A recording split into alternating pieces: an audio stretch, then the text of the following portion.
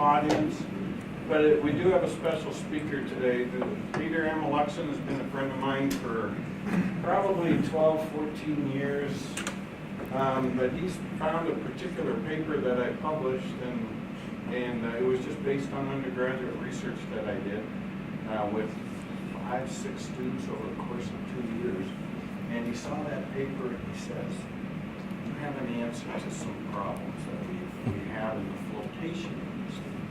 So an opportunity came up for me to do some research with our research lab. I told him about it, and he says, "Let's do it." So without any further ado, I'm just going to let Peter take over right now.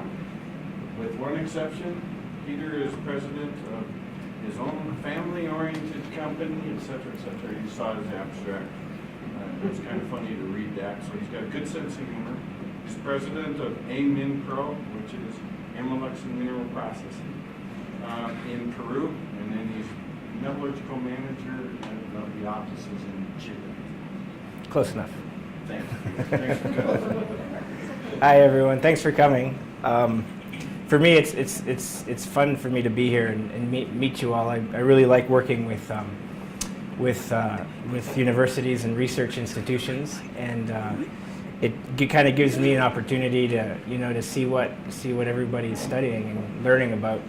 I work a lot in applications, design and modeling and simulation for new concentrators. So a lot of the people I deal with on a regular basis are really people who don't really care much about what happens at universities. They've been out in industry for a while, and so that's why when Courtney asked me to give you guys a talk, I got the email actually when I was in Key West with my family on vacation. So realizing I'm doing a technical. Is anybody here going to be in the modeling part this afternoon? I think we're doing a modeling course with Courtney's group. So I decided to make this one a little bit non-technical. You guys are mostly engineers working in engineering, earth sciences, and geology, that kind of stuff, right? So that's good. I'm kind of focused on that area. But again, it's my background and kind of where I see our field going in the next couple of years. So if I ramble a little bit, bear with me here. I just want to share with you some of the challenges and the opportunities I've had, and hopefully that you guys might have as well. And some of the stories that kind of make me think about, what we're doing and why we're learning what we're learning and how we're going to apply it. Partly to share my thoughts on where we're going and kind of to encourage you as well. So how much time do I have? About 45 minutes? Yeah. 45? Okay. I'll try to leave some time for questions at the end. Can you guys all hear me okay? Yeah. Okay. I'm originally Canadian. I was born in a town called Williams Lake in central BC.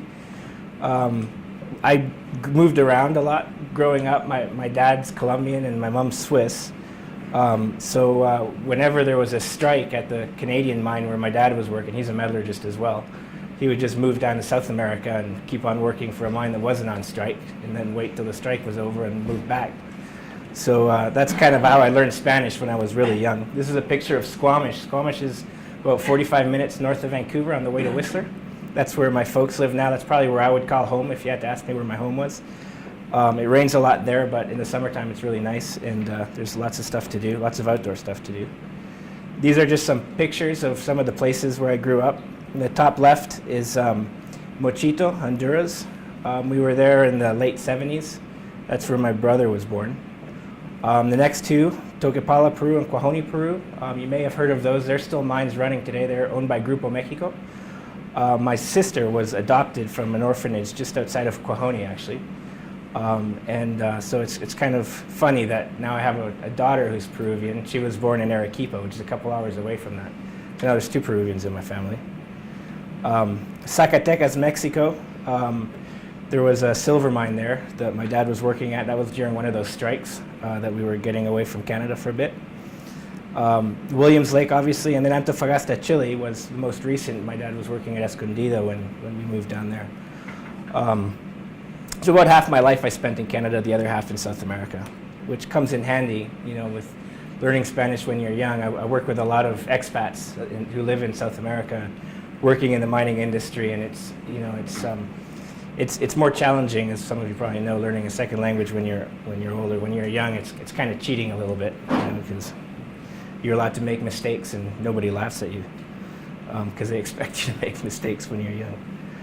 I went to University of Arizona, graduated in 1998. I joined a company called Minivex Technologies. I'm not sure if any of you heard of Minivex. Minivex was a technology company based in Toronto.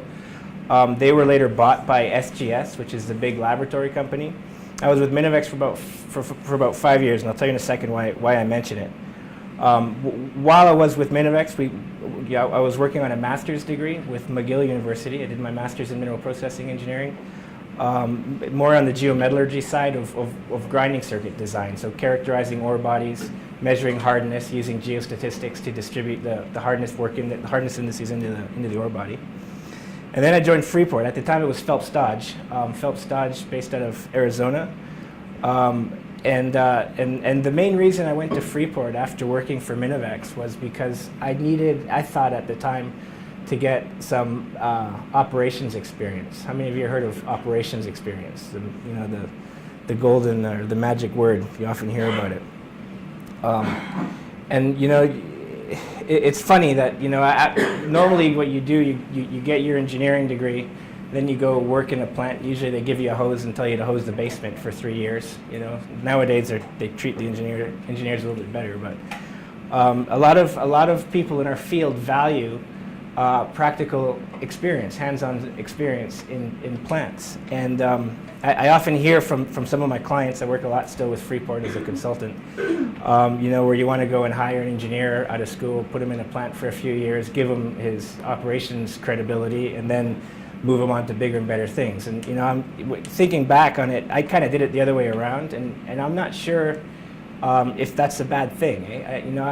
I want to mention it because I know a lot of you are going to have to make that decision eventually, and I think there's value in working in the consulting and the technology side before you go to a plant. And that's the only reason I mention it.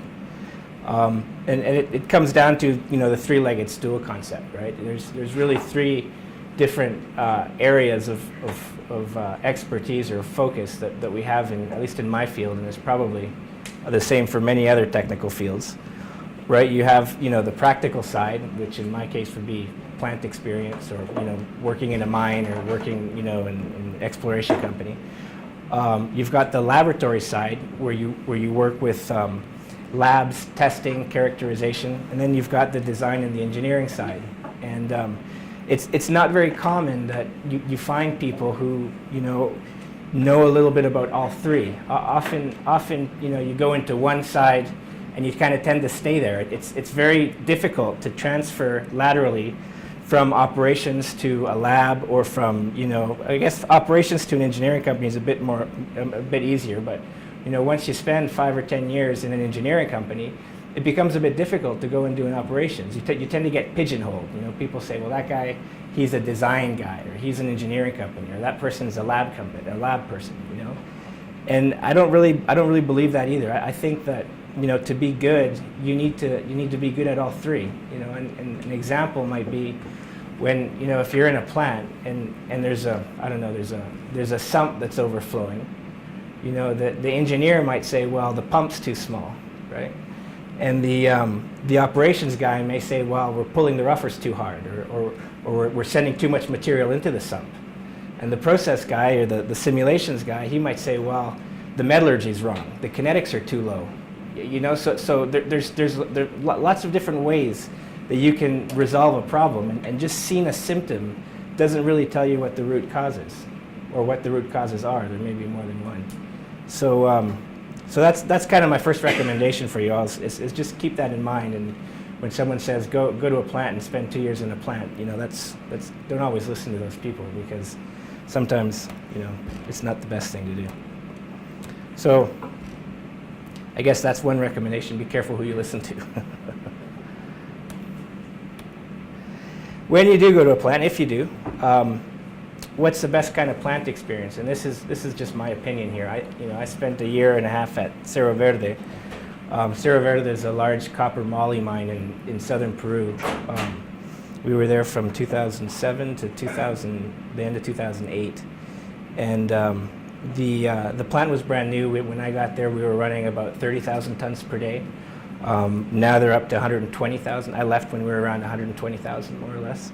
And it was pretty much the commissioning of the plant. And if any of you ever get an opportunity to spend, a year or more, during the startup and commissioning of a plant, I would really recommend you do it, because, I spent the first 2.5 years of my operations, experience at the Baghdad copper plant in Arizona.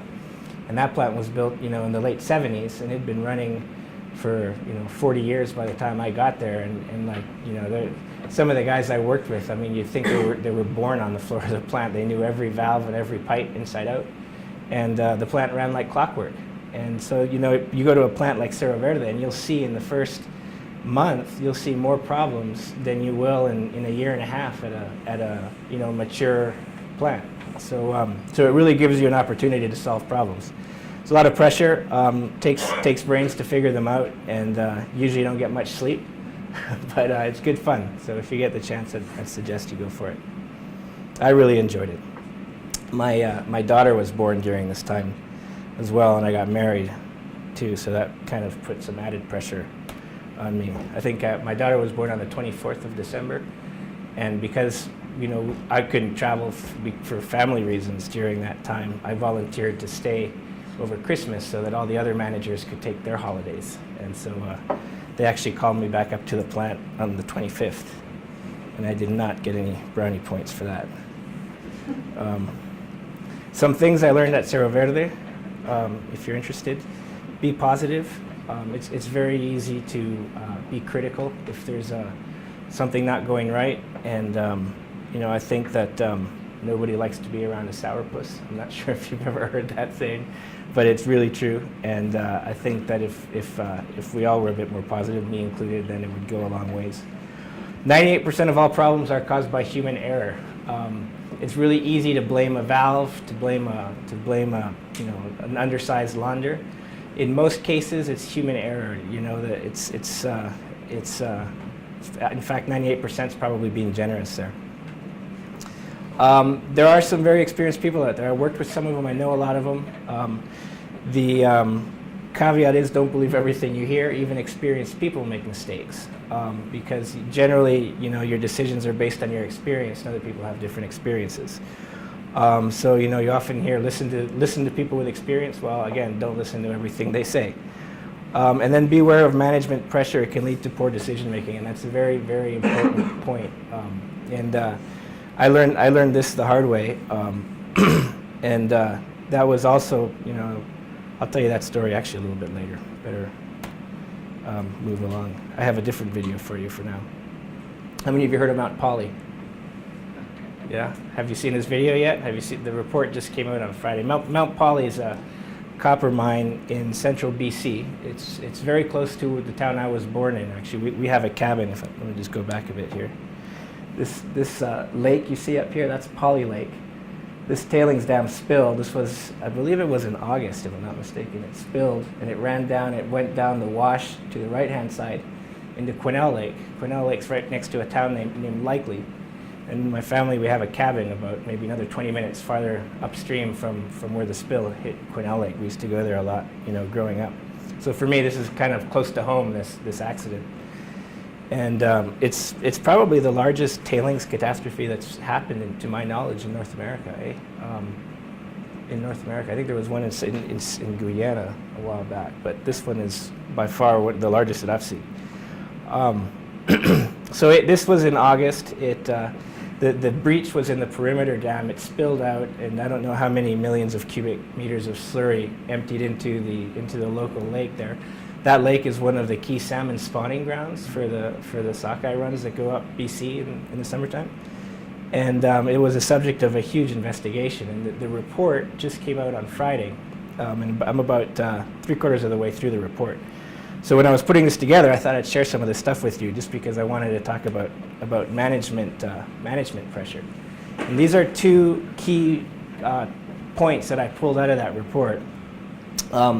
I want to make sure before I go into this that it wasn't all about management pressure. The overriding, or what they call the overarching problem with the dam failure, was that the dam was constructed on an alluvial silt or alluvial deposit that wasn't properly characterized. It was characterized, but they didn't interpret the pore pressure tests properly, and so when they were loading the dam, they didn't expect that the force of the water and the sand contained in the dam would create that kind of a response in this underlying alluvial layer.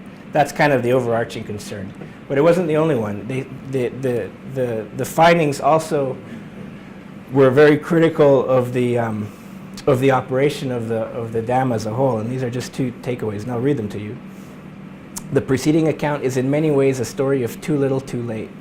From the beginning, dam raising proceeded incrementally 1 year at a time, driven by impoundment storage requirements for only the next year ahead. More reactive than anticipatory, there was little in the way of long-term planning or execution. And then a little bit farther on. Moreover, the related absence of a well-developed tailings beach violated the fundamental premise of the design as a tailings dam and not a water storage dam. That's because they couldn't keep a beach on the downstream side of the dam, and so there was a water pool collecting there. The same problem was apparent in production and scheduling for mine waste used for dam construction. The design was caught between the rising water and the mine plan, between the imperative of raising the dam and the scarcity of materials for building it. Something had to give, and the result was oversteepened dam slopes, deferred buttressing, and the seemingly ad hoc nature of dam expansion. I read that and I call that management pressure, right? Because I've seen it before. And when I saw it, I was working for a company that's going to remain nameless because the camera's on. And what happened that particular incident, I'll tell you about it. In moly separation, generally when you make moly, about 400 million pounds of moly are produced every year, of which about 100 million comes from China. They're usually primary moly mines. The other 300 million pounds are produced as a byproduct of copper mining. And when you produce moly as a byproduct, you float a copper sulfide concentrate, and then you add sodium hydrosulfide to depress the copper, and you do a selective flotation of the moly, right? And you create a moly concentrate that you sell to a roaster, and you create a copper concentrate that you'll sell to a smelter. Typically, that's how it works. And the sodium hydrosulfide that you use to depress the moly, when that sodium hydrosulfide is mixed with water and oxygen, it forms sodium hydroxide, and that drives the pH up. Well, moly doesn't like to float at high pH, right? So the more caustic soda, or the more hydrosulfide you add, the more caustic you make, the higher the pH, and then the slower the moly kinetics. So what many moly plants do to control the pH is they add CO2 or acid or some kind of acidic, pH modifier. And where I was working, it was a CO2-based circuit that we were running. Anytime you mix acid with hydrosulfide, does anybody know what you form? H2S gas, right? Which is a very dangerous gas. Whenever you get, usually it's above about 50 ppm concentration in the air, it can kill you. And so you generally have to do a very extensive safety engineering, hazardous operations analysis, and there's a lot of paperwork analysis that goes into designing a proper moly circuit when you're running with a CO2 or a mineral acid modifier. Well, in this particular moly plant, we weren't making any moly, and so management pressure decided, well, let's just take a CO2 line, we'll tee off one, and we'll put it into another cell without doing a proper hazard recognition evaluation. And to make a long story short, what happened is about 6 months later, this is after I had quit,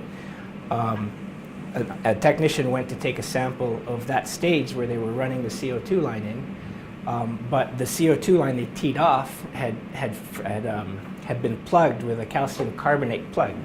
CO2 forms calcium carbonate, and it forced all of the CO2 into the cleaner stage, drove the pH down to about 7.2 for about 1 hour. It was just enough time to let enough H2S collect in the cell.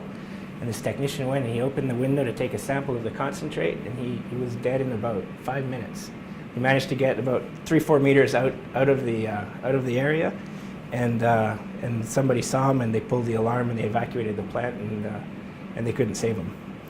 And that again, it's management pressure, and it's something that is usually difficult to recognize when it's happening. I mean, you know, in my case, in retrospect, I wish that I had probably done more to, you know, to fight it. But you know, sometimes there's nothing you can do. Sometimes, you know, it's a case of too little, too late, right?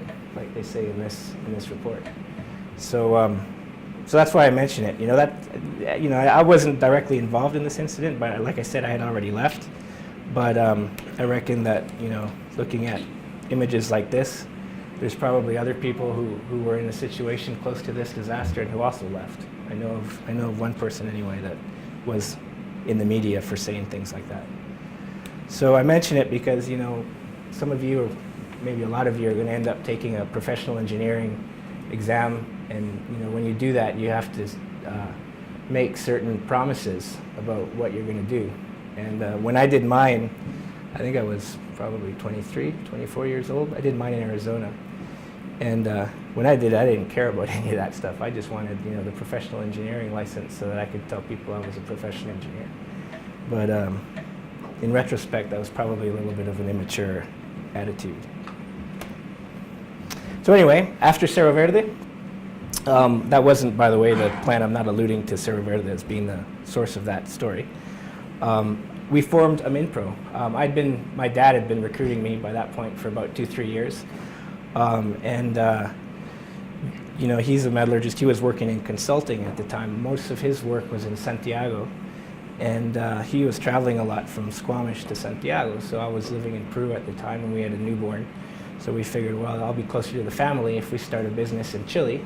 We moved down to Chile and started a lab. This is a picture of our lab when we first rented the warehouse. You can see that it's not much of a lab yet, right?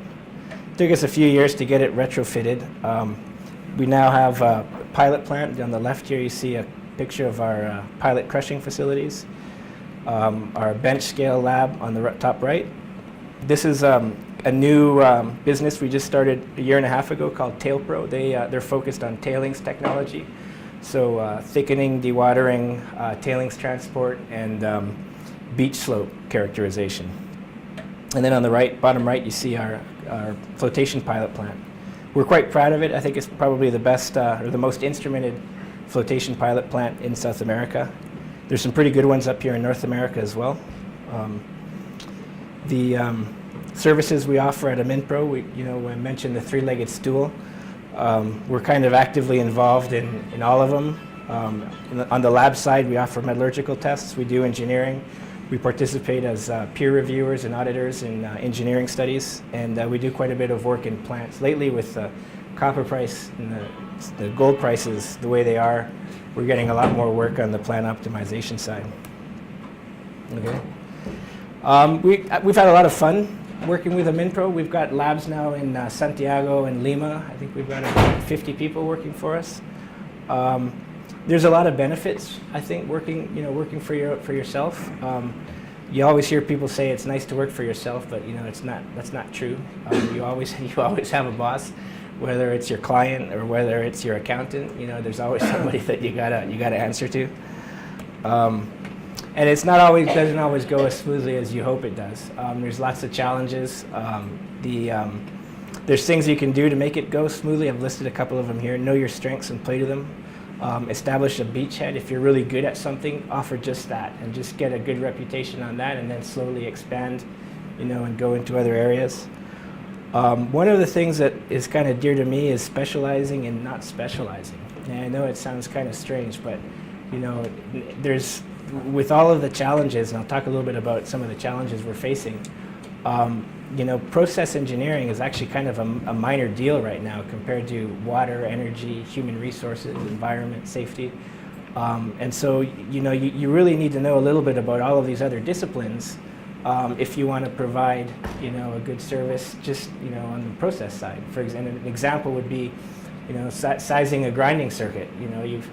Typically you get a curve of recovery versus grind size, and you say, well, if I grind finer than, 150 microns, I spend too much money on energy. And if I grind coarser than 150 microns, I don't make enough on recovery, so that's my sweet spot. But it's not. It's a little more complicated than that, because the grind size influences your thickener sizing. Finer grind sizes mean more thickening.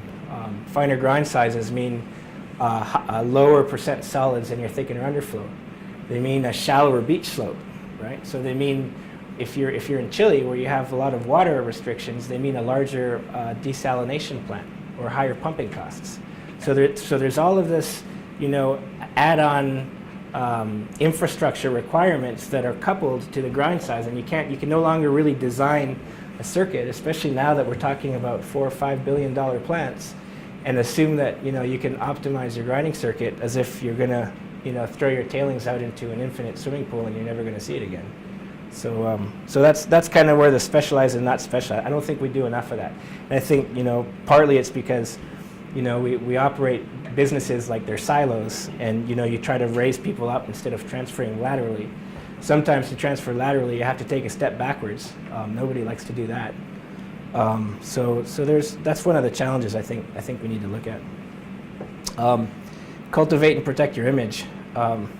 That's very, very important. I remember, once when we just started our lab, we had enough money to buy one Denver cell, one flotation cell, and we had a big client coming to visit us, and we were kind of embarrassed that we didn't have two cells at least in case one went down.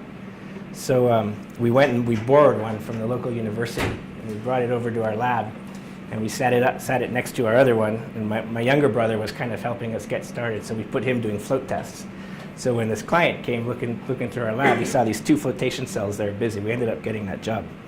But and then the next day we had to take that flotation cell back to the local university. So it's all about image, right? Yeah, well, I didn't name the client. I don't think it's easier doing it overseas. One of the things we were really good at in starting a business in Chile during the time that we started it was answering people's emails and picking up the phone, whereas most of the competing labs didn't even do that. The customer service was very bad. Here in North America, the customer service and the level of response and interest from the labs is a lot stronger than it was in Chile at the time. So I'm not sure, at that time if we would have been as successful doing it up here. And there's a lot of corruption in South America. There's the level of corruption is noteworthy. We see it pretty much every couple months. We see a bidding process go out, and then one of our competitors no longer has their pickup truck. They say, well, give me this job and you can keep this pickup truck, or I'll sell it to you for cheap. That kind of stuff. It's and cronyism is good. People don't talk about it, but it's to be honest, it is part of the culture down there. As a foreign business operating down there, it kind of puts you at a disadvantage because you can't do that. You can't afford, especially when you're working with North American clients and international companies, you can't afford to engage in that. So you'll typically see, and this is not just in the lab business, it's in service providers, consultants, and all that. Two groups of markets. You'll see the locals working with the locals, and then you'll see the international and the expats working with the large companies. And it's unfortunate. It's getting better. Chile is much better now than it was when I was with Minovex. I did a lot of work with Minovex in Chile at the time, and it's a lot better now. Peru's still got a long ways to go, unfortunately. And then the last thing is innovation. So once you start your business, if you're going to do that, you got to keep innovating, because you should assume that you've got about maybe 6 months to a year before your employees quit, steal all your secrets, and take it to your competitors. Right? So you got about 1 year lag time before you need to introduce something new. So you got to keep innovating. For us, when we started it, that was probably the most interesting aspect of the business. The main reason I wanted to do it in the first place was to have my own lab, to start looking at things like froth recovery, which Courtney was studying at the time as well. So that's kind of a lot of what I've learned in modeling since then is work that from research that we've been doing at our lab. So that brings me to the next topic that I wanted to cover was innovation. And historically, my feel, and maybe if some of you think I'm wrong here, you'll tell me, but I suspect that more than 50% of like the technical innovations, the new equipment, the new methods, the new models, they're coming out of the small or the smallish companies in our field. You know, you've got, obviously there's examples of large, you know, innovations, you know, HPGRs, for example, you know, that the large mining companies sponsor or that come out of, you know, public research institutions or universities. But for the most part, you know, it's been my experience that the mining companies are focused on mining, and that the large service providers and the equipment manufacturers, they're focused on selling equipment, and the research institutions are focused on, you know, more fundamental or long-term research. Research that is very important, but it's not affordable for small companies to engage in just because it doesn't have the payback period that they need, you know, for the fruits. So if that's the case, who's left, you know, to build the new tools that we need and to implement them? And the reason I show these two pictures here, this is the bond mill. You guys have one in the basement here. I saw it when I was visiting last time. How old is your bond mill? 60 years? Something like that? The bond mill, the ball mill. Ball mill is probably 50 years. Yeah, it looked really old when I saw it. You know that the bond mill's been around since the 30s.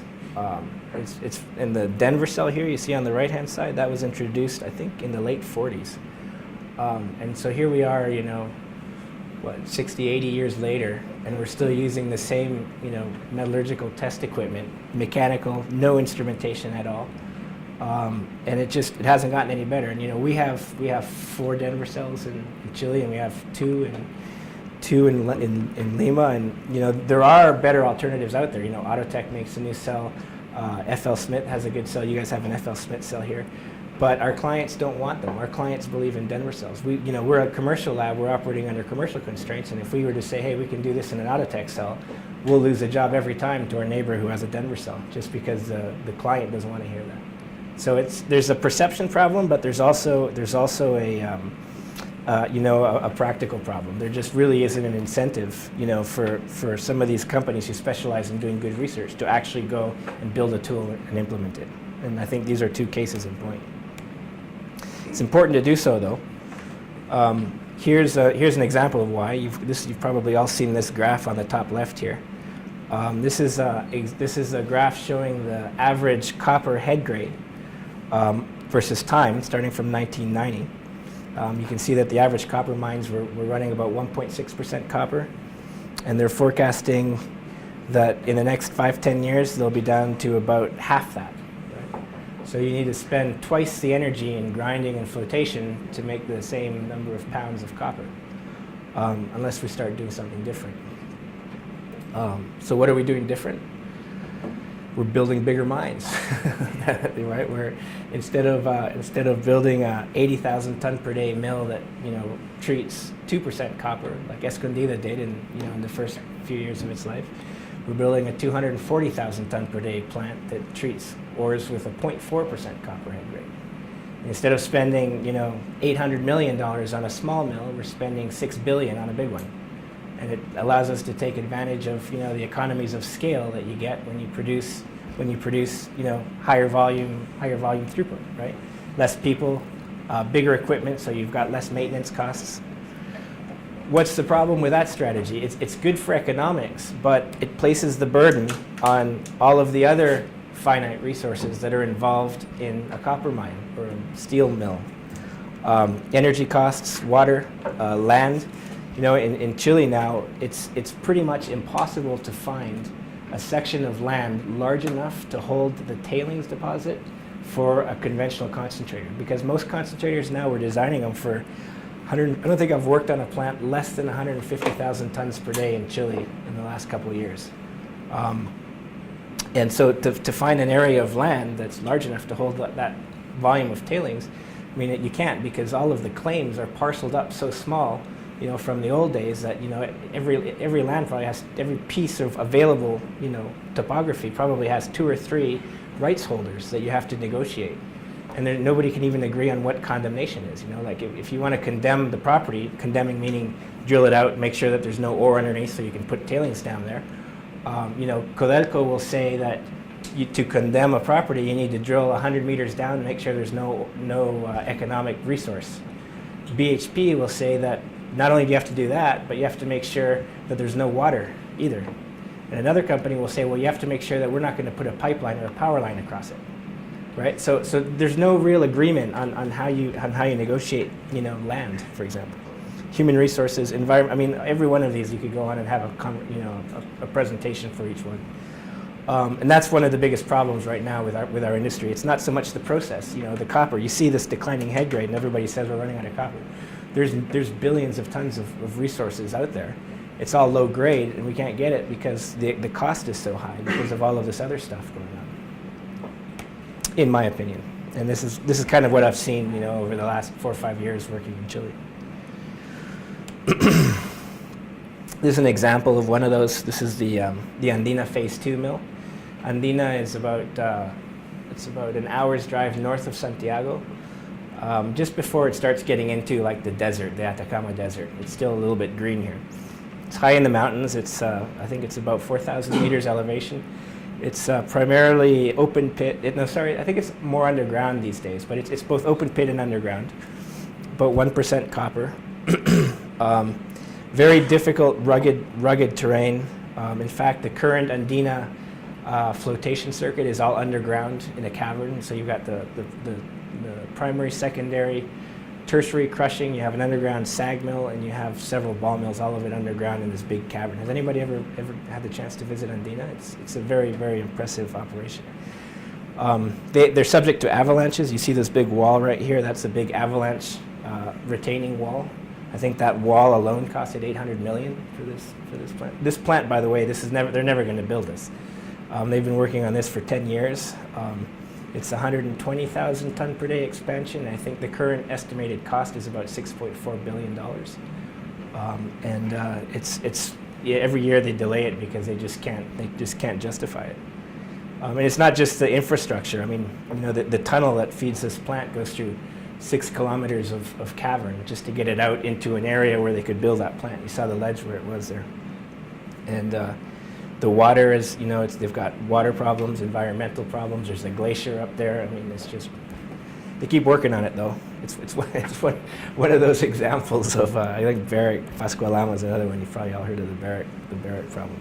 This is one of those. But it's just an example of, one of the constraints.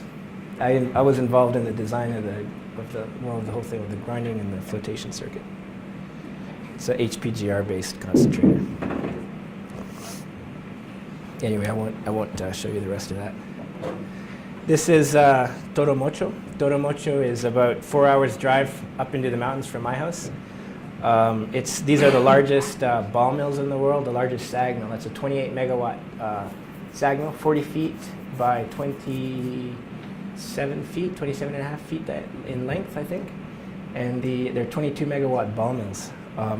We're doing a project with these guys. They're about 4,000 meters high in the Andes. And I think they process 120,000 tons per day or 140,000 tons per day in that neighborhood.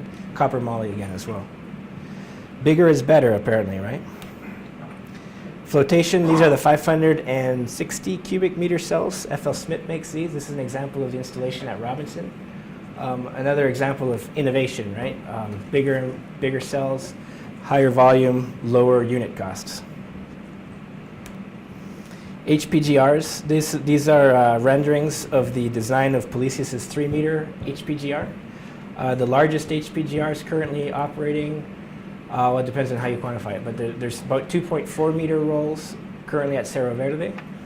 There's a 3-meter roll in the diamond industry, but it's a smaller width, so the power isn't as big. The largest roll operating in the world right now is a 10 megawatt roll at Morenci's new Metcalf concentrator. It's a Mezzo HRC.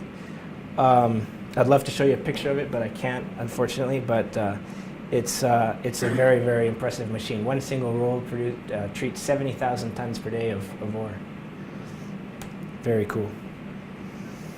Is there a better way? And I'll try to make a long story short here. I show you these pictures because that's kind of the general trend, in milling. Bigger equipment, bigger operations, try to reduce the costs. And there's been a lot of discussion in the last couple of years, probably in the last 5 years, on whether there's a lower cost alternative. And when I say cost, I use the term loosely. I'm talking about not just economic cost, but all of those other, infrastructure and environmental costs, right? This is an example of a copper porphyry ore in South America. You've got 5 different ore types on this graph. Ignore these big bars for a second. All I want to show you is that this is the copper distribution to different size classes. So you can see that you've got about 50% or more of your copper is in the very coarsest size class, and that's all of the material plus 150 microns. That's quite common to see when you crush ore. For some reason, it tends the higher grade tends to go into the finer fraction. I think it's because it crushes along crystal lattices and stuff. And so that opens up an opportunity for non-traditional ore sorting and waste rejection type schemes. And that's starting to get a lot of attention. So in other words, what we're seeing people do, or we're seeing engineers start saying, well, instead of just building one big, huge, massive mill and have all of these problems with land and energy and water, what if we just try to discard, the low-grade fraction of our ore before we even treat it and get rid of it or treat it some other way, so that we can reduce the capital costs and the water requirements of our concentrator, right? There's not really a name for it. I call it integrated circuits. This is an example of a conceptual flow sheet for a traditional mill, where you've got, a stockpile, a series of HPGRs, ball mills, and secondary crushing. This particular flow sheet is for a copper sulfide plant in northern Chile, and it's designed for 240,000 tons per day, and it's I think it's 6 ball mills, 6 HPGR, and it's probably around 100. I think it's around 100 megawatts of installed power. A huge plant. The idea for the new integrated flow sheet concept would say you take all of this material, you leave your dry end the way it is with your secondary, tertiary crushing, but instead of running it through 6 ball mills, just run it a single pass through 1 ball mill, and then cyclone it and screen it. And you take that coarse material out that's now a sand, say everything above maybe 900 microns, 1 millimeter, and you take this sand out. The sand could be 50% of your mass, but it only has maybe 20-30% of your metal units, right? And you take that and you would send it to like a leach circuit, for example, a bio-leach or a saline leach. And then the volume that you need to treat in your conventional flotation gets reduced by half. So you're talking now half the area for your tailings dam, half the water requirements, half the energy consumption. So it really kind of makes the circuit small. And there's a lot of companies looking at this circuit. Codelco has a patent on the circuit in Chile at the moment, but I know that at least Anglo and BHP Billiton are also looking at this kind of a concept for some of the large properties in northern Chile. And this is just a comparison. You're looking at less than half the power requirements, about half the water requirements. And I think that if they can make this kind of circuit work, that's probably what where the mine of the future is going to be. At least in copper. Iron's got other ways you can do ore sorting and whatnot. So I'll just wrap up here on some of the stuff I've been. I know there's not really a plot to this presentation, right?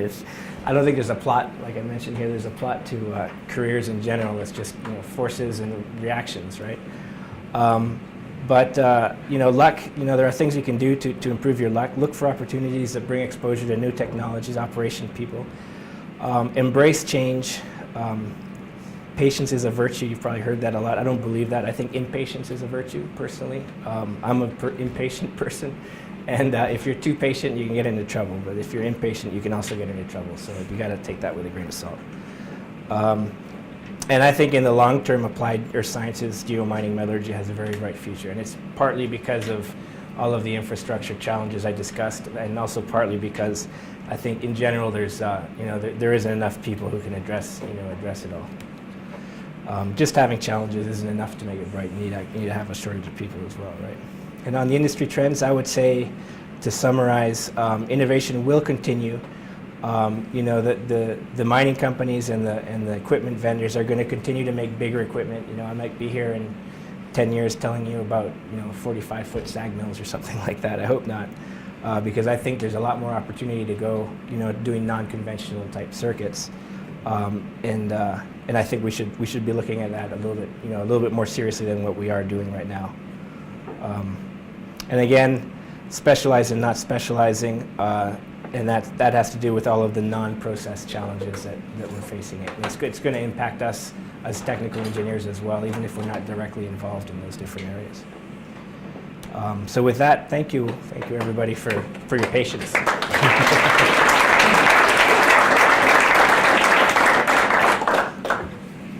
Any questions?